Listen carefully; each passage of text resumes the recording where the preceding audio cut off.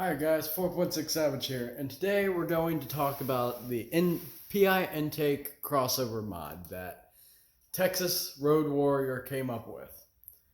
Now I'm not sure if anybody else has done this, but as far as we know, he's the only one. Now I give him full credit for teaching me how to do this mod, and I'm going to show y'all on for my channel, and maybe at some point he'll do one on his channel. But make sure you check out his channel and like and subscribe on both of ours. Now, before we get this video started, we're going to get the intro rolling and we're going to get about this.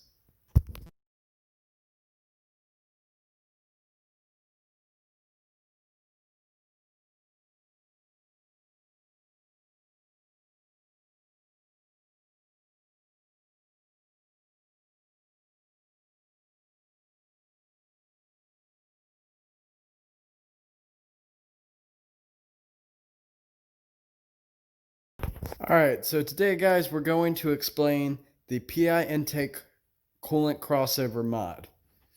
Like I said, Texas Road Warrior came up with this, and I'm going to explain what I had to do to get it to work and what all I did. Now, first off, a lot of you don't know what a crossover is. So we'll take the Dorman PI intake here. We'll flip it over. Well, first off, we'll start here. You can see it bolts to the bottom here, so you'll remove the crossover. This is a Dorman crossover. It's a little bit smaller than the stock PI. But we'll flip this over, and you see here is your coolant crossover. And what we did is the plastic intake right here was cracked on the intake I got from the junkyard, if y'all remember my junkyard video. So what we did was, he had previously done this on another PI engine, but my ports were cracked. So my option was get another intake or go ahead and try to make this one work. Well, the first option was let's go ahead and RTB it. Well, he had already tried that, so we decided not to do that. Well, after talking a bit, he told me about his mod. What he did is cut these coolant passages off right here. You cut the plastic piece off, and you modify the coolant crossover so that it fits onto the head by itself. All right, so I did that, and we're gonna go ahead and show you. Now, as you can see, I've got the bolts for it spaced out because it is on the head. As you can see, there's the intake gasket there, and there is no issue. So it seals perfectly fine.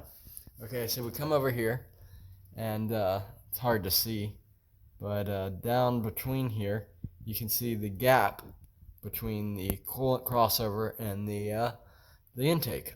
I cut the pieces there, and I had plenty of room to spare there. Now we'll come back to this side, and got the same thing. But there's RTV here because me being stupid cut too much off. So be careful and make sure you cut just enough off.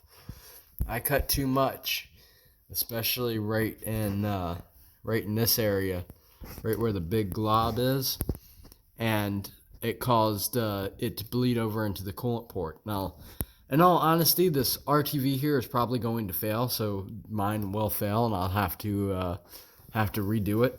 It is not the best way to do it, but this was the only way to keep the intake for me. Now, with that being said, I also had to modify this corner. Let me get in front and get a better angle for you. This corner where all the shavings are right here. Now, so that right there, as you can see, I had to cut with a Sawzall to clear this arm right here. After I cut that, the intake slipped down just fine and bolted to the head. Everything was, I torqued the manifold bolts to 18, and I torqued the front bolts here to 20. And that's about all I did.